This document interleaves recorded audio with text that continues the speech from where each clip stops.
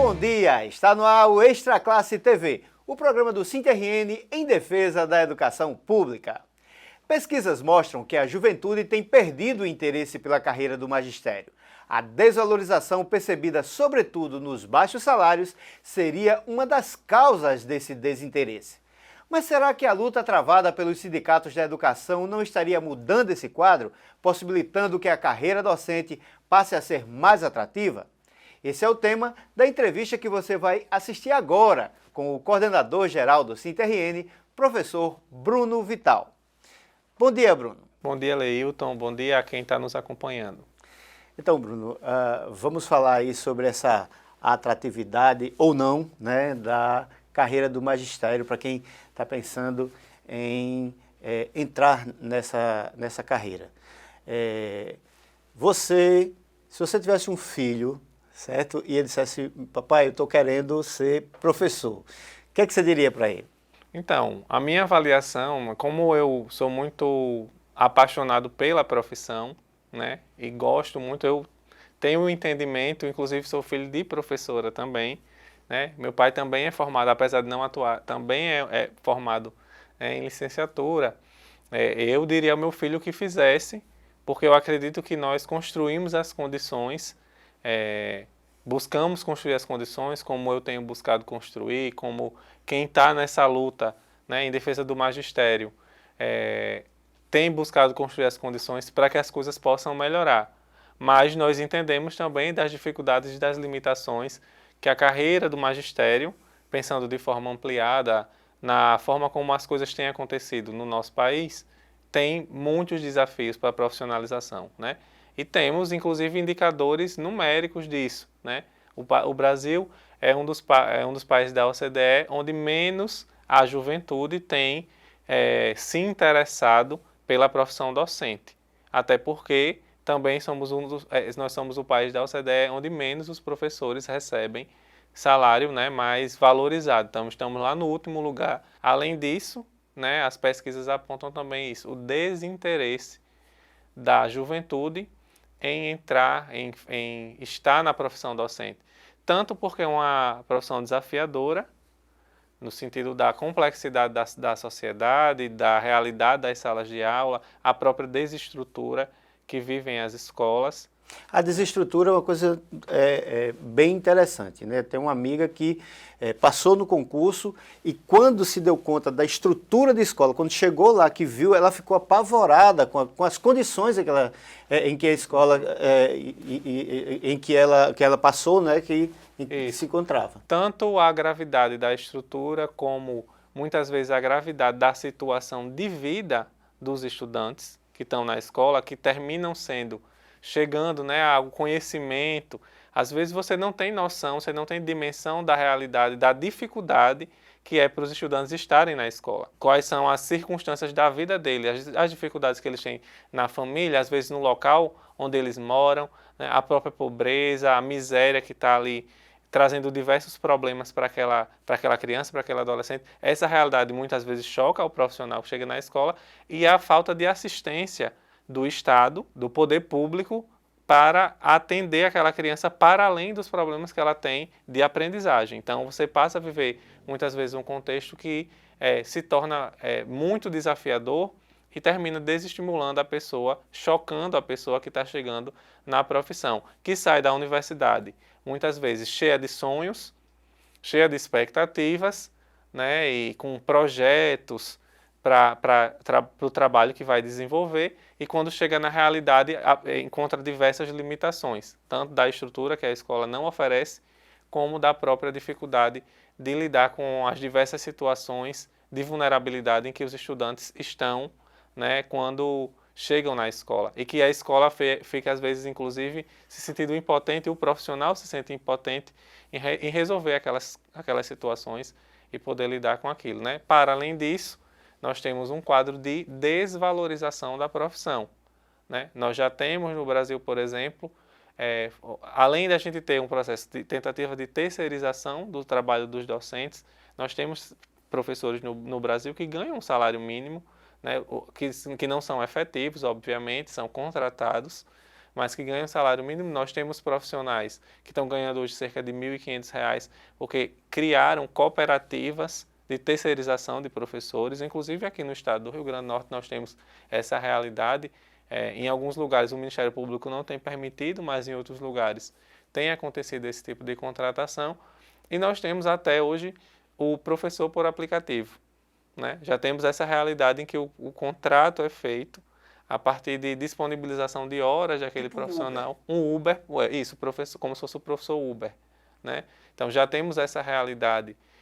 E se a gente olha para a estrutura do país de forma mais ampla, nós vamos perceber que a maioria das redes hoje já não tem mais professores efetivos, são professores de contratação temporária. Ok, a gente vai para um rápido intervalo, voltamos já com o Extra Classe TV. O descumprimento da lei do piso gerou 67% de perdas salariais aos educadores e educadoras de Natal. Depois de meses de pressão do SINT-RN, a Prefeitura ofereceu 7% de reajuste. Diante dos salários desintegrados, a proposta foi aceita como um suporte emergencial. Mas isso não significa que renunciamos aos 60% restantes. A luta pela recuperação salarial continua nas escolas, nas ruas e na Justiça. SINT-RN. Estamos de volta com o Extra Classe TV, o programa do SINT-RN em defesa da educação pública.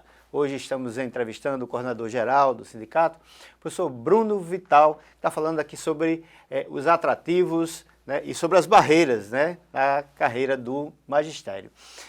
Bruno, a questão da segurança nas escolas também é algum tipo de barreira para que esse jovem ele se interesse em participar da vida docente? Eu acredito que o contexto da violência, de forma mais generalizada, é um dos motivos também que, de certa forma, causa restrição ou receio dos profissionais de escolherem a profissão docente, né?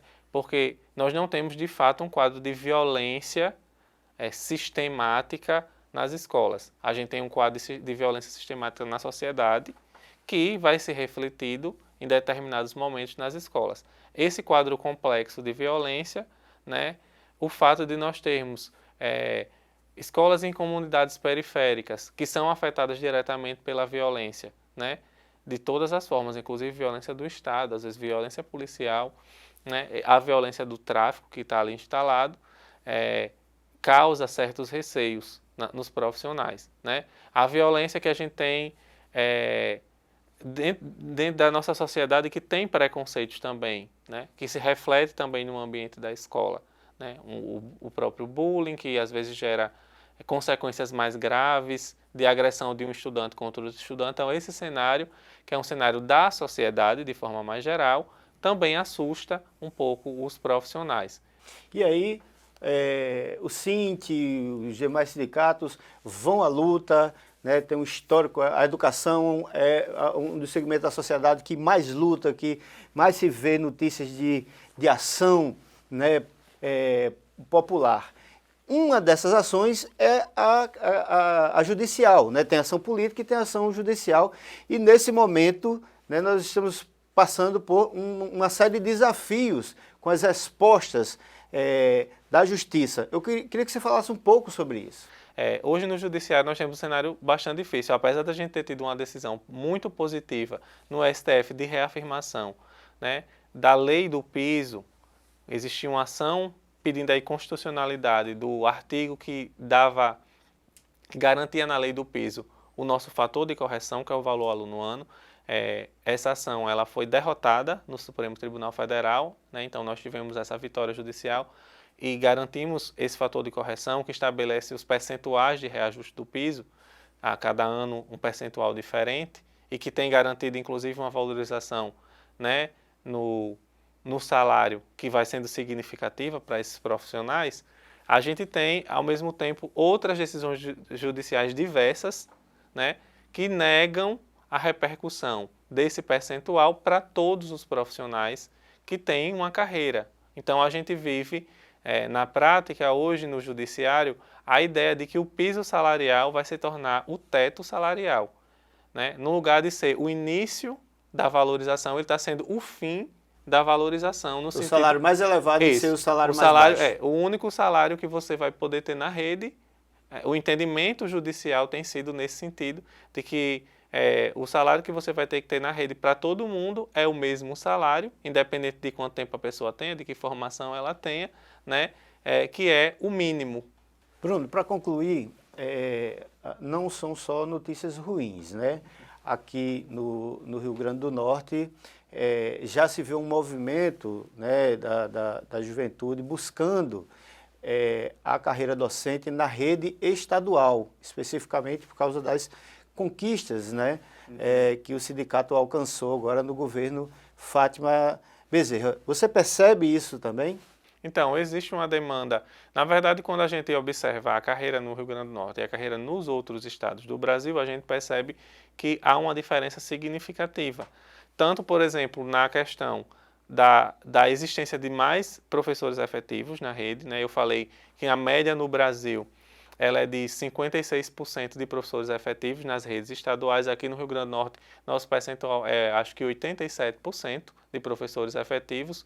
Aqui os temporários, eles substituem o professor efetivo que está saindo para a licença. Então, isso é um aspecto de valorização do profissional, inclusive porque garante ao profissional efetivo que a professora vai poder ficar grávida e vai ter alguém para substituir, né, na licença maternidade, que se ele quer sair para fazer um mestrado, também tem alguém que vem substituí-lo e que ele tem essa tranquilidade de poder, inclusive, ter o direito de fazer o mestrado sem necessariamente precisar estar na escola naquele período trabalhando. Ele tem um tempo maior para poder estudar e se especializar, né? Então, esse direito tem sido garantido aqui no Estado, além de que os percentuais altos, né, de reajuste que nós tivemos, percentuais significativos que a gente teve nos últimos anos, né, 12, ali em 2020, 12,84%, 33,24% em 2022 e agora 14,95%, estão sendo garantidos para os profissionais, o que não é uma realidade do Brasil como um todo, né? Nós temos estados que eles cumprem, inclusive, o mínimo, que é o piso. E isso faz com que a gente tenha uma carreira mais atrativa, né, na rede estadual. E a gente vai lutar, obviamente, para que essa carreira atrativa ela tenha continuidade, né? Que ela tenha garantia que em 2024, quando o reajuste for definido, a gente também tenha a incorporação desse reajuste para todos os profissionais dentro da carreira, exatamente para garantir que essa profissão, essa profissão ela seja valorizada e seja desejada, socialmente desejada, né? Para que a gente não tenha um esvaziamento das escolas. Aliás, esse modelo aqui do Estado, né, que tem seus problemas, obviamente, mas que tem uma perspectiva de valorização ao longo da carreira, para quem está aposentado, ele precisa ser um modelo que seja aplicado no Brasil todo. Ok. Nós conversamos com Bruno Vital, professor, coordenador geral do SINT-RN. Bruno, muito obrigado por sua participação nesta Classe TV. Obrigado, Leilton. Até a próxima vez. Através de uma iniciativa da deputada Divaneide Basílio, em parceria com o deputado federal Fernando Mineiro, a Assembleia Legislativa realizou uma audiência pública sobre o lançamento das conferências municipais e estadual da educação. No Rio Grande do Norte, nós vamos realizar conferências intermunicipais em 10 polos, agregando os municípios, e teremos uma conferência também estadual. E no mês de janeiro, nós teremos a Conferência Nacional. O resultado desse debate a nível nacional vai exatamente possibilitar fazer uma revisão no Plano Nacional de Educação, que exatamente em 2024 completam 10 anos da sua existência e prevê já uma modificação. E vamos ter, né, como guia para a educação brasileira um novo plano que vai fazer com que os estados e municípios também atualizem os seus planos e aqueles que não fizeram, que façam os seus planos de educação, a fim de que a sociedade brasileira possa ter um ganho qualitativo de educação pública. E o programa Extra Classe TV de hoje vai ficando por aqui. Muito obrigado por sua audiência e até o próximo domingo com mais um programa do SINT-RN em defesa da educação pública. Tenham todos e todas uma excelente semana.